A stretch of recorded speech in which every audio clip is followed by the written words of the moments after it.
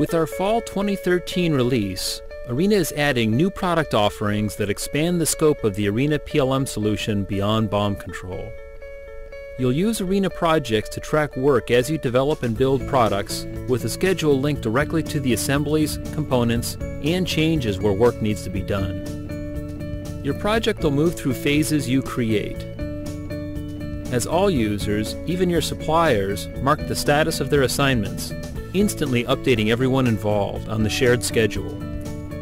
And you'll track project metrics with easy-to-build reports that play nice with other programs, giving you a bird's-eye view of project efficiency and trouble spots, all in the cloud. With Arena Demand, you'll get a clear picture of exact material demands across your product lines, based on manufacturing projections up to a year out. You'll know what you're spending, where you're spending it, and how you could spend it better, taking the guesswork out of negotiations with your suppliers to get their best price every time. Want more? With our new API, you'll connect Arena PLM to other systems, send costs from your ERP system to your workspace automatically, or keep your bill of materials up to date from your CAD system. And one more new product this release, Arena Exchange. You'll share information from any system up and down your supply chain. With the available collaboration feature, your suppliers will discuss and approve changes, quality concerns, design reviews, and more in real time. So welcome to the PLM sweet spot in the cloud, Arena PLM.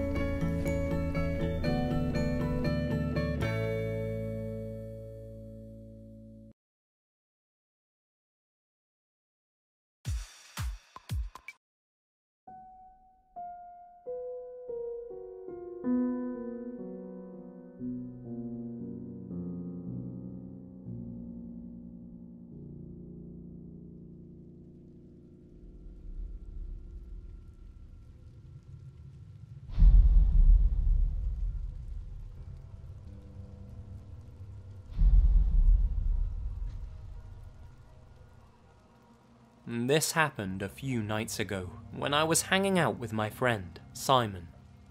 We both used to be big fans of the Pokémon series when we were much younger. In fact, it's over Pokémon that the two of us first bonded all those years ago, back when Red and Blue were released on the Game Boy. We collected the cards, got together to watch the anime, and played Pokémon Stadium on the N64 for hours on end. Simpler times. So, despite now being in our 20s, when Pokémon Go went live the other day, we were both quick to download it. We hadn't really kept up with the series since we were kids, but since the game was focused on the original lineup of Pokémon, it seemed like a fun way to try and recapture some of that childhood innocence, and indulge in a thick slice of nostalgia pie. After playing around individually, we decided to go on a late-night Pokémon hunt together. We both had work the next morning, but neither of us are party people. We both had co-workers who'd sometimes come into the office hungover and running on barely any sleep, so this could be our much more nerdy version of that. Talk about walking on the wild side, right? It also made it seem a bit more like an adult activity as well. Not that we had anything to prove to anyone, but still.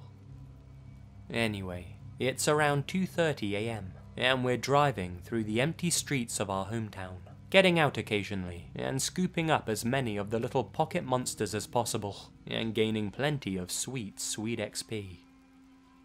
We'd been out on our hunt for around an hour, and honestly, the game wasn't what I was hoping it would be.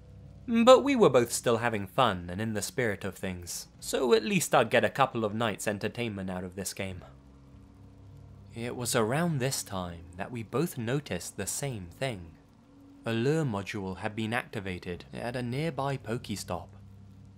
For those of you who don't know, when you use a lure in the game, it attracts a bunch of Pokémon to the surrounding area, usually more uncommon ones that you wouldn't typically find in your area otherwise. It also tends to attract other players as well, since everybody benefits from the lure, not just whoever used it.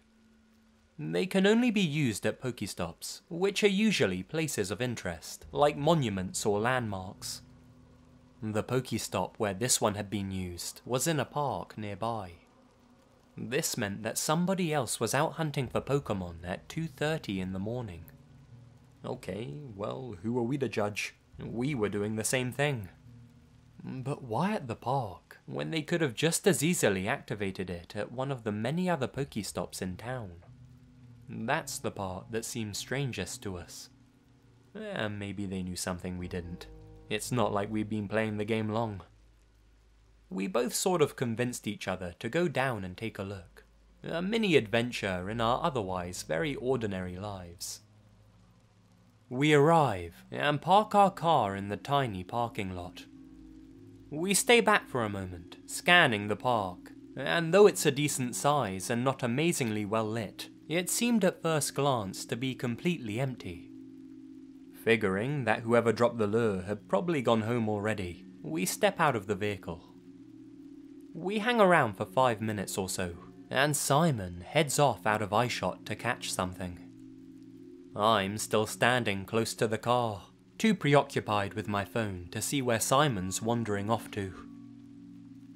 Then, from behind, the headlights of a car illuminate me. I turn to see that someone's parking up in the lot, close to Simon's car. Within a second of parking up, the driver's side door opens. Hey, kid. Kid? What the hell? You're playing Pokémon Go. Not a question, a statement.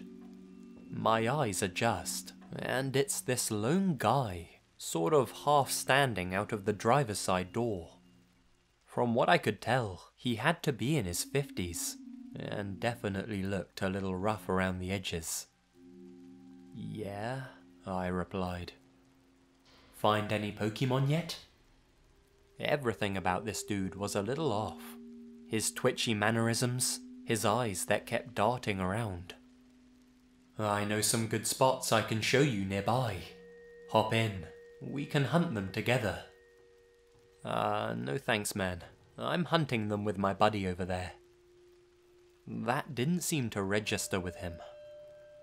Come on, you can ride shotgun. I'm getting bored playing by myself. My buddy and I are just heading off home, so thanks but no thanks. I felt completely exposed, standing in the park, with this guy's lights shining right on me. Get in, man. There's a great spot not far from here.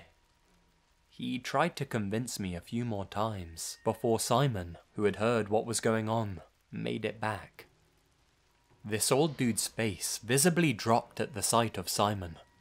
He must have thought I was lying about not being alone. We quickly got to Simon's car, this guy's eyes fixed on us the whole time. Had that been the end of it, this would have just been a freaky, uncomfortable experience. We jump into the car, acting cool on the surface, silently regretting that we'd been stupid enough to come here. Simon turned on his headlights and started to reverse. As the headlights hit the guy's car opposite us, we both saw something that made our blood curdle. A hooded figure rising up from the back seat of the car, behind the passenger side seat. We fucking hightailed it out of the parking lot and back into the well-lit streets. They followed close behind us for a few minutes, forcing us to take the long route back to my place so they couldn't find out where I lived. They eventually gave up on their intimidation tactic and left us alone. We're not sure what this was all about. They'd clearly dropped the lure to attract people.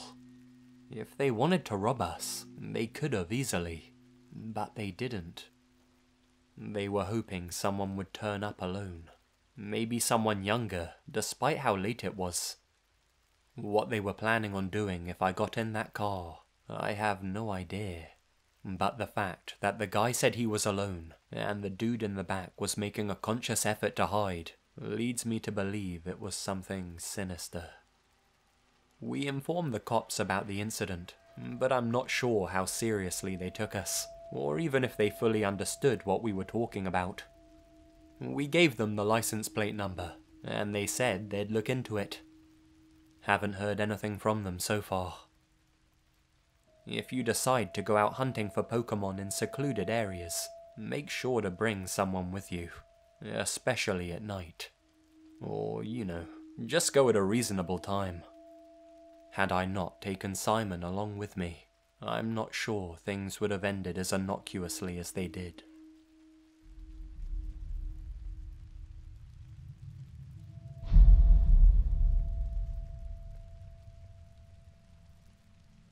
I am a 19-year-old female living in rural England. It's pretty much the middle of nowhere. Pokémon Go had just gone live here, and being a total freak for the series, I had to check it out immediately. I've been loving it so far. One feature in the game is that you can use an item called incense to attract more Pokémon. I found out fairly quickly that incense works a lot better on the move. If I stayed around my house while using it, I'd only ever attract the usual Pidgeys and Weedles. But if I used it whilst out jogging, I'd often come across more interesting and varied finds. Since it lasts for 30 minutes after being activated, I'd been using the incense around 10 minutes into my jog, which was when I'd reach these woods which I run through. It's midday, so I'm not too worried as I'm making my way through the heart of the woods by myself, stopping sporadically to catch abras and slowpokes and whatnot. This is a hotspot for Pokémon, so my attention is fixed to the screen of my phone, my headphones blocking out all noise around me. That's why I didn't hear him approach. I was interrupted by a tap on my shoulder, which nearly gave me a heart attack. I whip out my earphones and spin to face whoever was there. It's some creepy, sweaty man in his mid-30s, with a scruffy beard and wild hair. He was dressed in that army man, cheap camo jacket and trouser getup, almost like he was trying to blend into the surroundings. Instinctively, I freeze up. My mind goes blank, and all I can do is stare back at him. He doesn't say anything at first, his face doing all the talking. The intensity of his gaze was haunting. His eyes opened so wide, it was almost like he didn't have eyelids. Then, completely emotionless, in an almost robotic fashion, he says, "Give me a reason not to kill you." I can barely react. All I want to do is sprint the hell away, but my legs are set to hibernate mode. I can't even respond verbally to him. "No one would ever know it was me," he says, but not like it was directed at me, but to himself, like he was really contemplating it, or convincing himself. Adrenaline was starting to take effect now, and I was pretty much ready to kick this guy in the sweet spot and make my escape. But after the most uncomfortable silence in existence, he turned around and calmly walked back through the thicket. I tear up with fear as this guy disappears out of sight, and then sprinted home as fast as my legs could propel me. Thankfully, he didn't follow. What worries me is that this is like future serial killer type of behavior. It felt like I was some sort of test run or something, like he was gauging my reaction. Trust me when I say that these woods are literally in the middle of nowhere, secluded to the point where I don't think I've ever seen another soul in there before this encounter. I haven't been out jogging since this happened, but when I do, I'll definitely be changing my route. This whole thing wasn't the game's fault, and I could have run into this weirdo anywhere. But it does go to show that you should always pay attention to your surroundings when playing the game. It's easy to let your guard down when your face is immersed in your smartphone, and your headphones are in.